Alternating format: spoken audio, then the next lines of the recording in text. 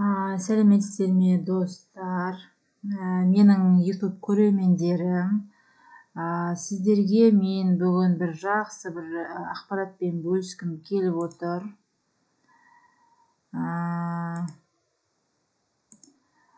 Сіздерге қоғамдық ұйым туралы айтқым келіп отыр.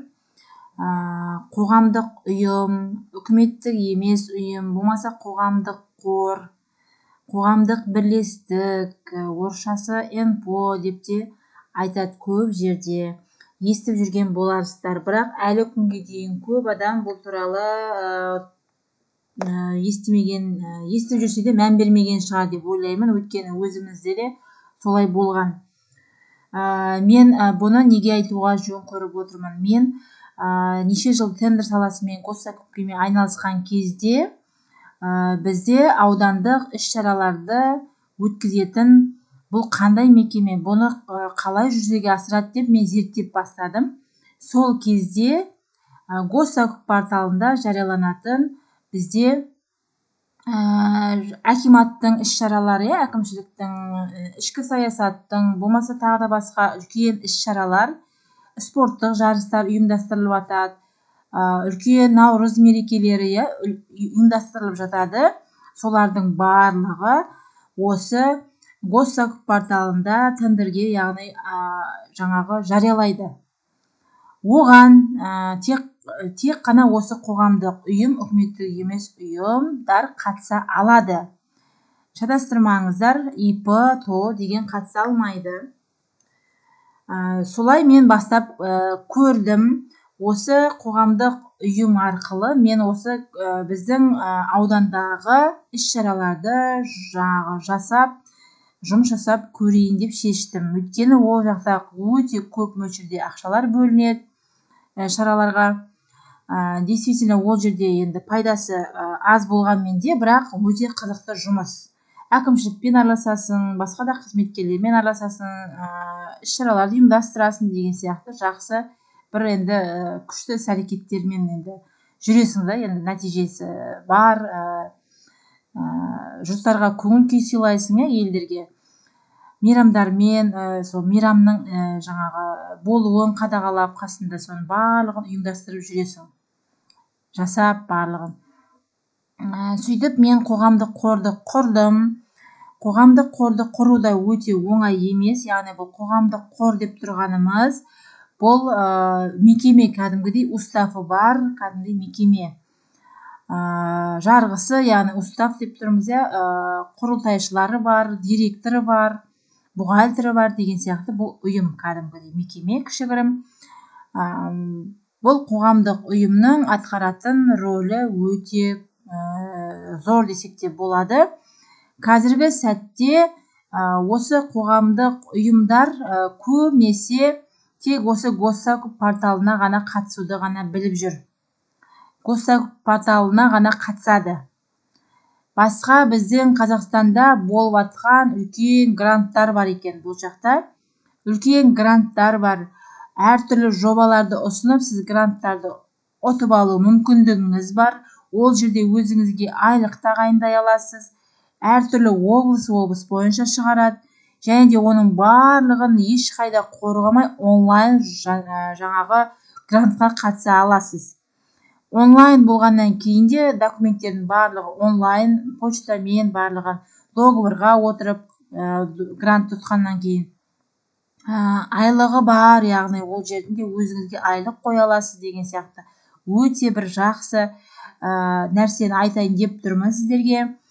Енді осы гранттар жөнінде тоқталатын болсам, егер де сіздер бұл видео кімдерге арналады дейтін болсақ, қоғамдық ұйымы бар, қоғамдық қорлары бар, қоғамдық бірлестігі бар, бірақ тек қана госзакуп порталымен ғана шектеліп жүрген кісілер әрі қарай қандай сайттарға кіріп гранттарды көруге болады. Бір-екі сайтты айтайын, және де ол әрі қарай жүйелі, кәдімгідей жақсы бір жұмысты қажет етеді. Ішінде өзінің толтыру жаңағы тәртібі бар, ережелері, қалай жаңағы жазу керек деген сияқты нелері бар. Енді ол жақтардың барлығы өзім жеке оқып алдым десем де болады.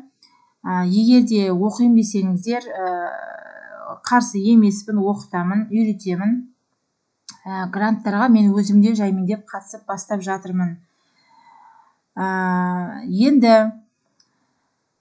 мен сол сайттарға кіріп сіздерге 1-2 сайтты көрсетейін. Қандай сайттарға кіріп сіздер қоғамдық ұйым арқылы гранттарға қатыса аласыздар.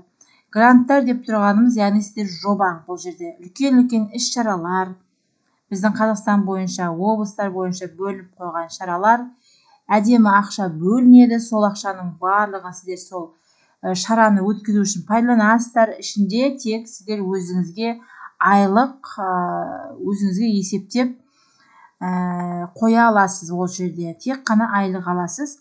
Бұл қоғамдық ұйымның ИПТО-дан ерекшелігі, сіз мемлекетке яғни пайда әкелу мақсатында емес, тек қана өзіңіз осы іс-шаралар арқылы халыққа қандай пайдамды тигізем деген мақсатпен ғана өзіңіздің ұйымды қандай мақсатпен құрдыңыз, сол мақсатта жұмыс жасайсыз. Мен енді осы сайттармен бастап таныстырып өтейін сіздерді. Гуглға кіреміз, мінекей. Ең бірінші сайт бізде ЦПГИ деп аталады. ЦПГИ дегеніміз, мына жерде қазір көрсетем. Бісміллә.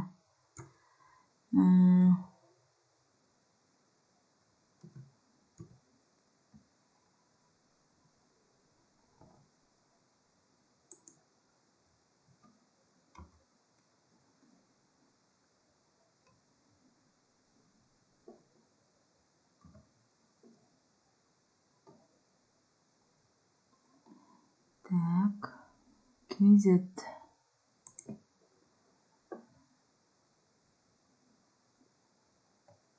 Неке?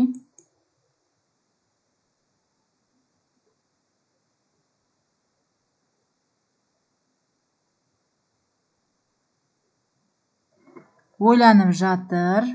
Қазір ашылады.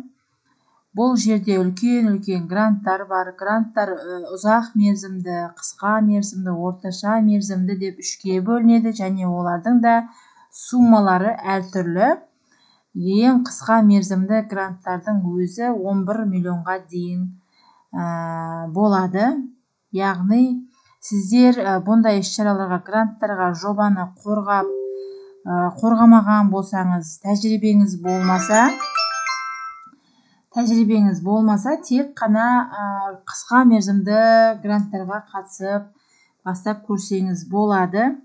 Мінекей, біз білмейміз бұны. Қараңыздар, орталық қызметінің 2016 жылдан бастап көрсеткіштері, мінекей, жобалардың жалпы бюджеті 12 миллиард теңгені құраған. Проекттер 641 проект бойынша, мінекей. Проект деп тұрғанымыз жобалар. Біз сияқты қоғамдық ұйымдар қорғаған және атқарған іс-шаралар бойынша осы 641 екен. 2016 жылдан бастап. Мінекей, жобалар, мінекей, көріңіздер, мінекей, қандай жобалар іске асырылып жатыр екен, көрейік. Конкурс дейді, гранттар конкурсы жарияланды, мінекей. Ақтөбе облысы бойынша Жаңаөзен қалалық ішкі саясаттар гранты, мінекей. Мәдениет және ақпарат министрлігінің бойынша мемлекеттік гранты, мінекей, бөлініп жатыр екен. Әрқайсысына кіріп көрсеңіздер болады. Ішінде өзінің күні жарияланып тұрады, тапсыру керек. Одан кейін не туралы жобалар қай жерде, мысалы,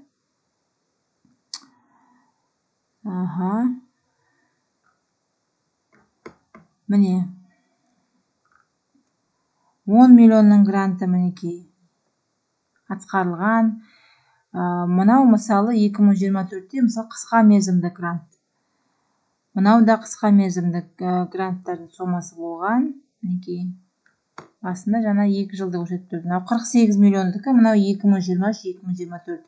Яғни бұл орташа мерзімнің грантының суммасы бұл.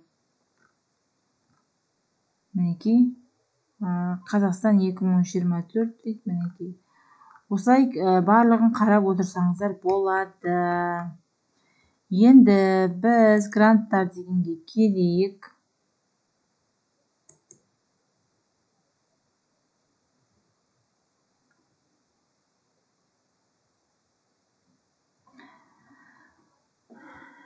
Қазақшада, орысшада варианттары бар. Грант туралы хабарландыру. Мінекей, конкурсы жарияланды. Азаматтық бастамаларды қолдау орталығы 7 март күні мінекей жарияланған. Так.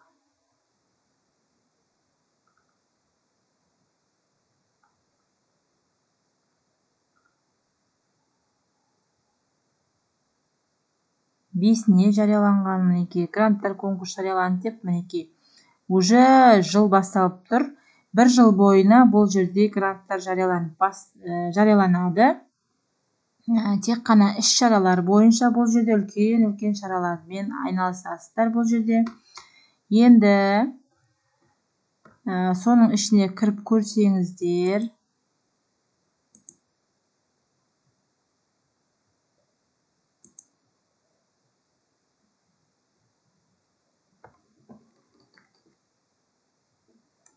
ойланып жатыр. Енді интернетім жай жұмыс істеп тұр.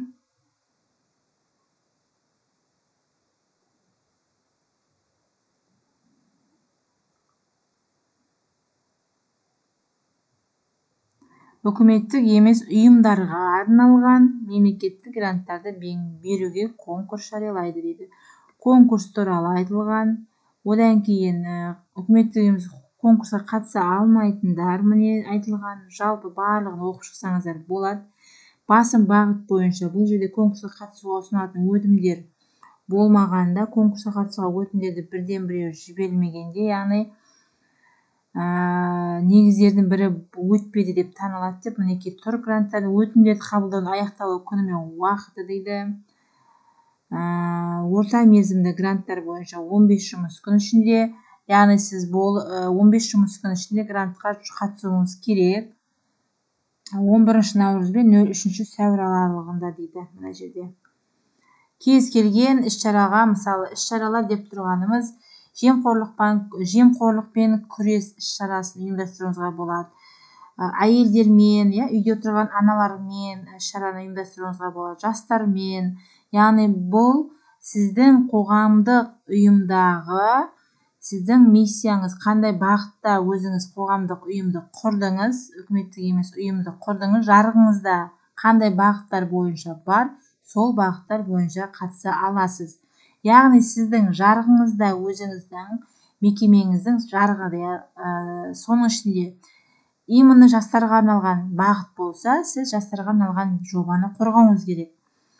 Бұл жерде сол сияқты мына жерде барлық данныйлар жазылып тұр. Мұның барлығын мұқият оқисыздар, хабарласасыздар оларға. Солай сіздер қатыса аласыздар. Өтінімді жіберудің өзінің ережесі бар бұл жерде мінекей. Басым бағыттар тізбесі дейді, өтінім беру нысанасы, мінекей осылардың барлығын оқып шығасыз. Осы құжаттарды тапсырасыздар. Басым бағыттар тізбесі бұл жерде бізде жүктелді. Ішін ашып көреміз. Қай облыс бойынша. Так.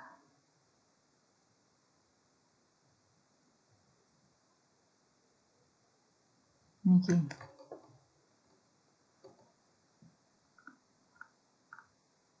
Гранттың суммасы мінекей барлығы жазылып тұр.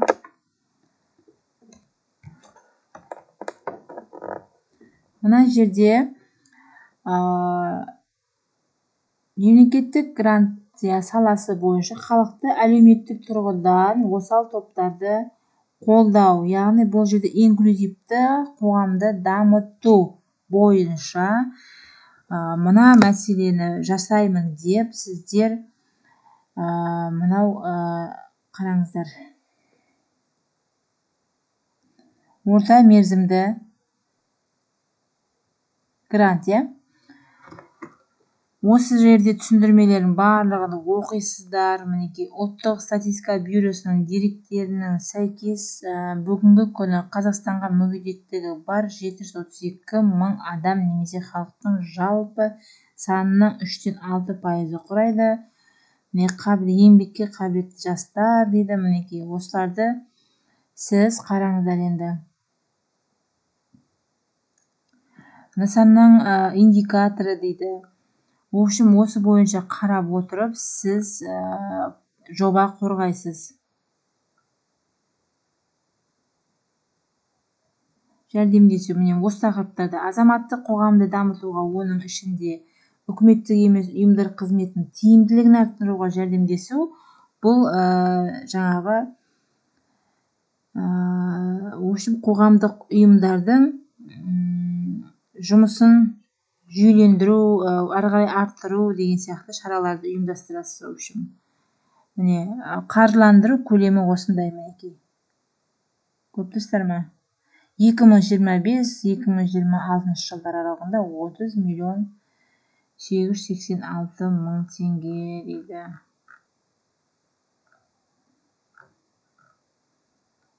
Азаматтар мен ұйымдардың құқықтарын, заңды мүдделерін қорғау. Осындай тақырыпта бар екен. Және де волонтерлық бастамалар дамыту мен қолдау. Бұл 2025 жылға орта мерзімді грант. Мінекей, орта мерзімді гранттың мөлшері 26 миллион 650 мың теңге.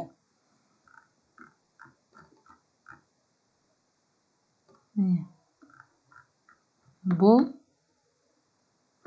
шеңберінде экологиялық волонтерлық дамыту дейді. Яғни экологиялық волонтер дегеніміз экология, яғни өзі тазалық дейді ғой. Әр ауданның өзінің экологиясын таза ұстау бойынша сондай бір үлкен бір іс-шараларды бастасаңыз болады. Мысалы, Қазақстанда өздеріңіз естулеріңіз барша жасыл ел деген бар, иә.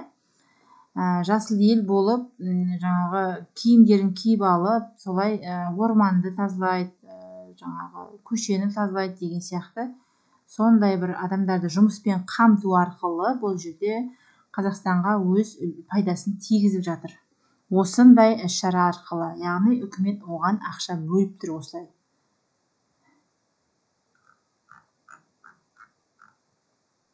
Волонтерлық бастамалар мінекей. Толық осы жерде оқисыздар. Мінекей 10 шағын грант бере отырып, әрбір шағын грантты сомасы кемінде 1 миллион теңге конкурс өткізу жыл сайын дейді.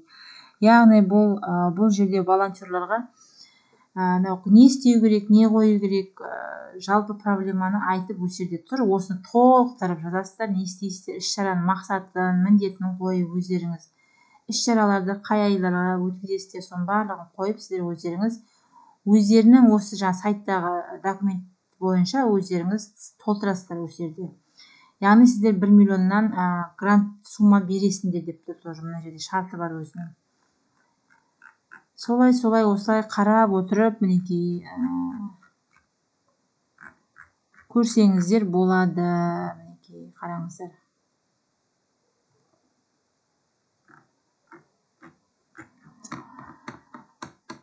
Так.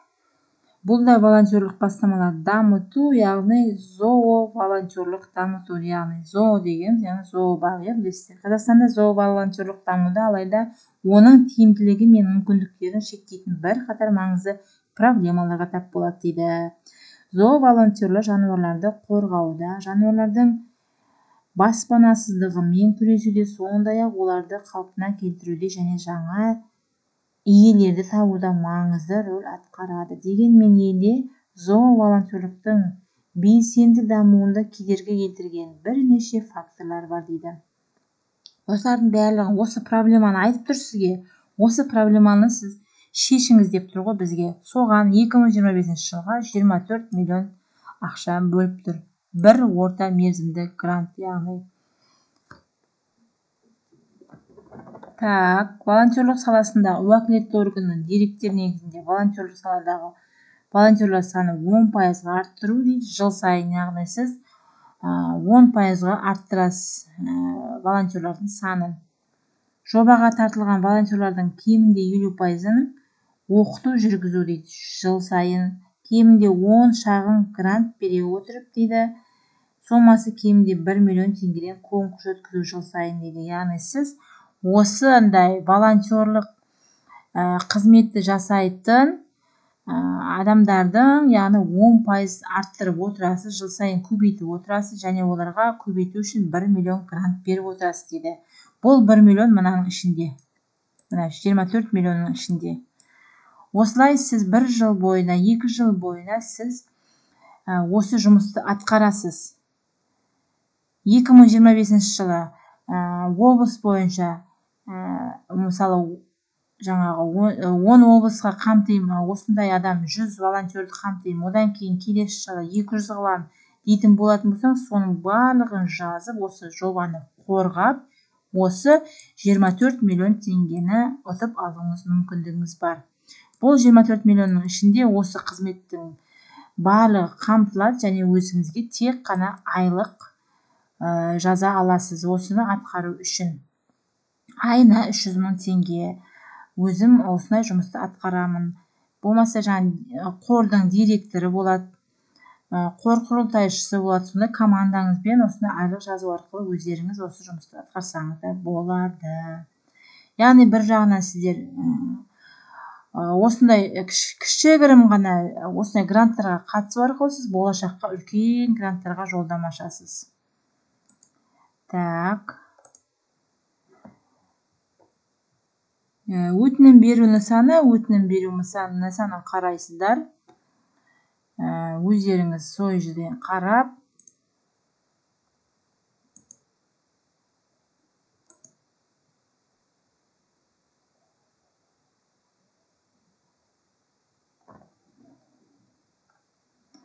міне осы өтінім беру, яғни осы беттерді өздерінің кестесі тұр ғой, осы дәл осыны сіздер толтырып жібересіздер. Не сұрап тұр, сіздер соны толтырып жібересіздер. В общем, оқисыздар, өтініш беруші кім, қоғамдық қордың атауын жазасыздар, бейініңізді жазасыз. Бейін дегеніміз, яғни жаңағы мекеменің бейіні. Тіркелген күні толық атау бүткіл, бұл сіздің данныйларыңыз. Жарғысына сәйкес қызмет түрлерін жазып шығасыздар. Одан кейін уже жаңағы волонтерлік қызмет алатын болсаңыз, сол волонтерлік қызметті толықтай осы жерге жазып шығасыздар. Мінекей, не сұрап тұр, соның барлығын жазасыздар. Сапалық көрсеткіштер. Енді бұл әдемі жұмыс, но жұмыссыз отқандарға жаңағы ай сайын 300 мың айлық алғысы келетіндер, осыны атқарсаңыздар болады. Яғни бұл жұмысты сіздер бір өзіңіз атқармайсыздар. Бұны команда болып жұмыс атқарасыздар бұл жерде. Осы ЦПГ арқылы осыны үлкен гранттарға жыл сайын, жылдың аяғына дейін берілетін гранттардың барлығына қатыса аласыздар. Міне мына жерде барлығымен танысып алсаңыздар болады. Тапсырыс берушілерге дейді, сарапшыларға дейді, ашықтық дейді. Мына жерде жобалар, конкурстық комиссия, конкурсқа түскен өтінімді қараудың қорытындылары, конкурс нәтижелері. Егер сіз өзіңіздің конкурсты 15 жұмыс күн ішінде жаңағы тапсырсаңыз, одан кейін сіз нәтижені күтіп отырасыз ғой. Сіздің почтаңызға мәліметтер келеді. Договорға отырасыздар өздеріңіз. Егер де сіздің жаңа жобаңызды жақсы қорғап шыққан болсаңыз, қорғап болғанды жаңағы жазып әдемілеп. Өзіндік лайфхактары бар жазудың. Сондықтан да егер де осы қоғамдық ұйымы бар кісілер болса, хабарлассаңыздар болады. YouTube сілтемеде, осы профильде YouTube'да менің WhatsApp сілтемем бар, соған өтіп сұрақтарыңызды жазсаңыздар болады, комментарий қалдырсаңыздар болады. Тағы да бір біздің жобамыз Самұрық Қазына Траст деп аталады. Так, қазақша.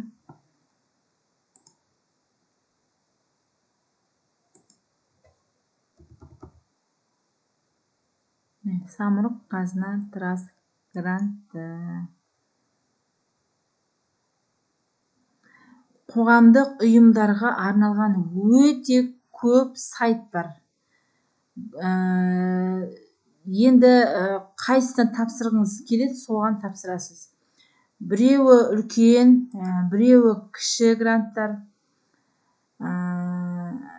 Бір айда 5 күнде атқарып тастайтын гранттар да болады ішінде. Енді оның барлығын қарайсыздар өздеріңіз. Кетті. Сабағым ашып кеткен жоқ.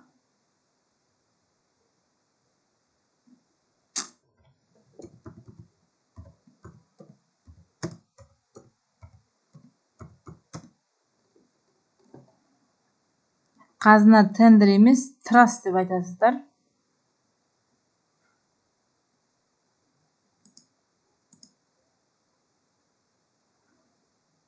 Әлеуметтік жобаларды дамыту қоры, мінекей. Осыны басасыздар.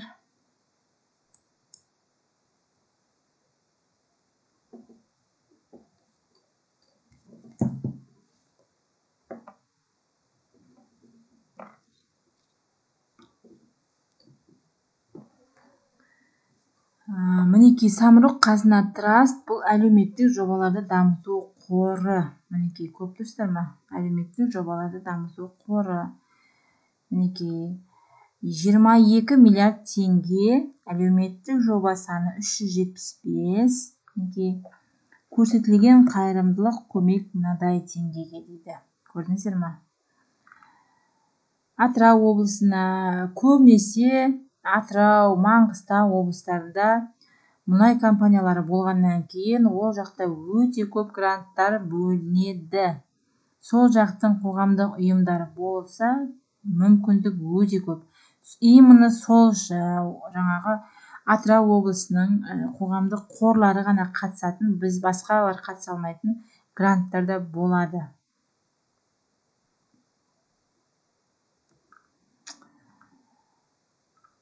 Мінекей, өтінім жіберу дейді. Өтінім беру туралы бейне нұсқаулық. Мінекей, барлығы бар. Қарап алсаңыздар болады.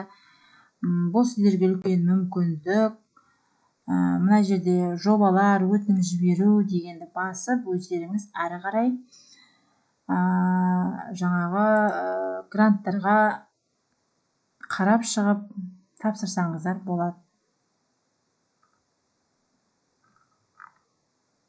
Мінекей, картасын шығарып қойған тіпті.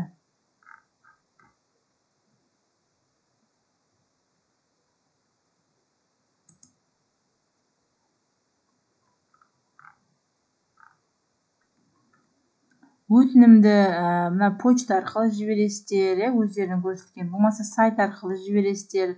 Құжаттар түрі көрсетіліп тұр, қайсысын қалай толтыратындарыңыз барлығы осы жерде тұр.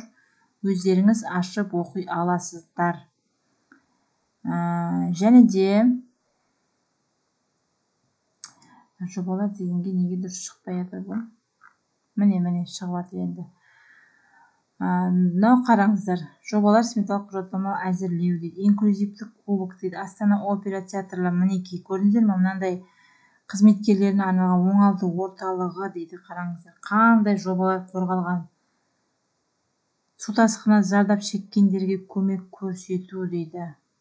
Балаларды оңалту дейді. Мінекей, осындай үлкен жобалар мінекей жүзеге асырылған. Қызылорда облысында үстел теннисі орталықтарын салу дейді. Мінекей, Қызылорда дегенде менің өзім бірден көзге оттай басылып жатыр. Аутизм және басқа да ақыл-ой кемістігі бар балаларға арналған орталық құру дейді. Міне, көрдіңіздер ме? Осындай жобаларды егерде сіздерде қорғаларыңыз келсе, бір проблемаларды қамтығыларыңыз келсе, өзіңіздің тұрғылықты жеріңіздегі проблеманы қамтып, осындай бір үлесімді қосайыншы, мінекей, жаңағы Қазақстанға, өзімнің еліме, туған жеріме жаңағы өз үлесімді қосайын, қолымнан келген көмекті көрсетейін дейтін болсаңыз, осындай мүмкіндікті пайдалана отырып көрсетіңіз дегім келеді. Әрине, бұл жерде тегін көрсетпейсіз. Міндетті түрде сіз тек айлыққа жұмыс жасайсыз. яғни сіз бұл жерде 300 мың, 350 мың деген сияқты жұмыстың барысына қарай өзіңіз айлық тағайындасаңыз да болады.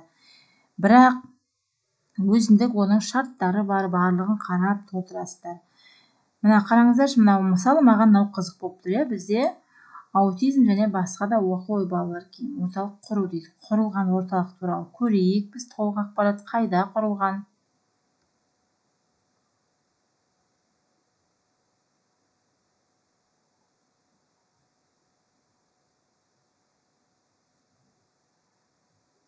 Что-то ойланып жатыр мен интернетім.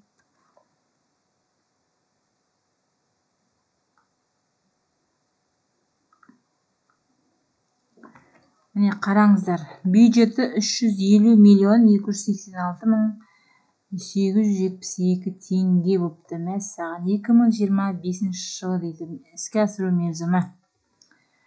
Қамтылған өңір Қарағанды мен Түркістан қалалары.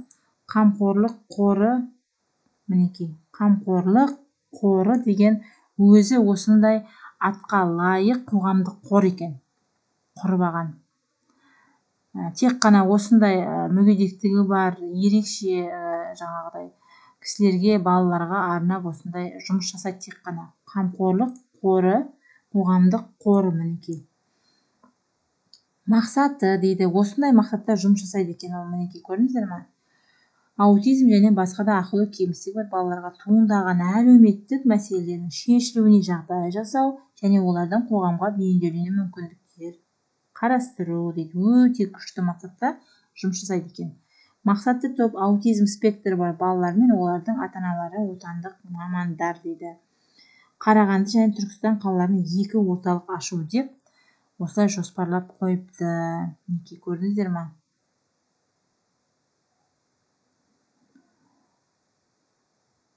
Бұл 2024 жылдың 7 айында, яғни жоба қорғалған, берілген 2025-ке дейін, яғни атқарады бұл жобаны. 2025-дің аяғына дейін. Даже одан да көп. Өйткені суммасы көп, көрдіңіздер ме? Яғни орталық ашуға бізде Самұрық Қазына Траст үлкен мүмкіндік, әрі қарай оны сіз кәсіп ретінде алып кетсеңіз де болады. Бұл гранттың ерекшелігі, сіз 4 бағытта қорғайсыз. 4 бағыт бұл жерде білім беру, осы инклюзивті, медиа саласы бар. Сондай салаларға қандай қызығушылығыңыз бар, және де қандай жаңағы, мысалы, сіз өзіңіздің жарғыңызда қандай бағыттар бар, сол бойынша сіз жұмыс жасай аласыз, сол бойынша сіз грантқа қатыса аласыз. Яғни мына жерде айтылып тұрғандай, қоғамдық қор, қамқорлық деп тұр ғой, осы бағыттары, мақсаты да барлығы осындай аутизмі бар, жаңағы мүгедектігі бар жандармен жұмыс жасайтын қор болыпты, тек қана. Басқа бағыты жоқ ол жақта. Мысалы, біреулер дін саласымен ғана жұмыс жасайтын қор бар. Тағы біреулер біліммен ғана жұмыс жасайтын ғана қор бар. Біреулер жастармен жұмыс жасайтын қорлар бар. Мінекей, сіздерге үлкен мүмкіндік. Сондай бір салаға түсіп алсаңыздар, жылда жұмыс болады, жаңағыдай. Және де қоғамға белсенді болып, әкімшілікпен бірге жаңағыдай жұмыс жасайсыздар, иә. Одан кейін ақпараттық жаңағы газеттер, телевидение деген сияқты сондай беттерге жариялайсыздар өздеріңізді, қоғамдық қорларыңызды. Енді, в общем, күшті мүмкіндік, өздеріңіз қор арқылы жаңағыдай тек қана госсәкіпте жұмыс жасап жүрген болсаңыздар, осындай гранттарға қатыссаңыздар болады. Мен бұл тек қана 2-ін ғана айтып тұрмын, бұдан да тағы да басқа 5-6 түрі бар. Оны егерде керек болса, қатысам дейтін болсаңыздар, комментарийға жазыңыздар, WhatsApp сілтемеге өтіңіздер. Барлығын айтатын боламын, үйрететін боламын, егер үйренем дейтін болсаңыздар.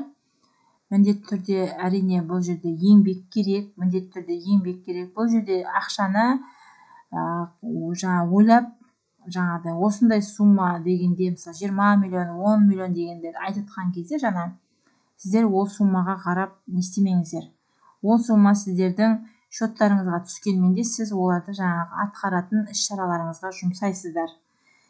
Тек қана сіз өзіңізге айлық қою арқылы, мысалы сіздің командаңызда бухгалтер болады, SMM болады, үйлестіруші маман болады, болмаса жаңағы тақандай тренерлер болады, бизнес тренерлер, болмаса психологтар болады деген сияқты кеңес беретін. Сондай мамандарға айлық төлейсіз сіз.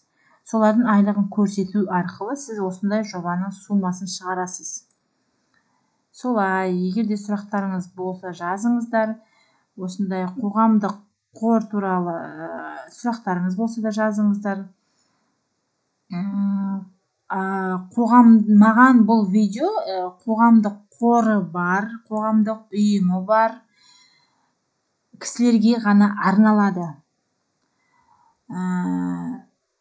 Яғни госсакупте тендерде, яғни қатысып жүрген кісілер осындай үлкен грант суммаларына да қатысып көруге үлкен мүмкіндік деп айтқым келеді. Тыңдағандарыңызға рахмет. Сау болыңыздар.